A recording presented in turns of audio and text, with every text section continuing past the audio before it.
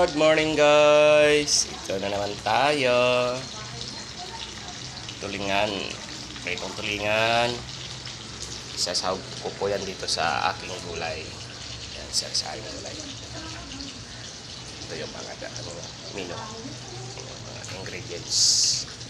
Hindi po na maliit. Tawag niyan sa amin is laswa.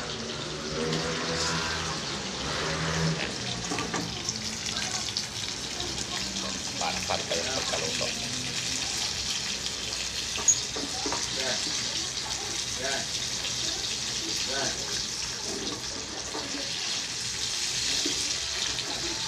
Guys, sarap yan.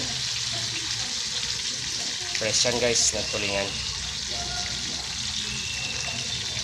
250 kilo.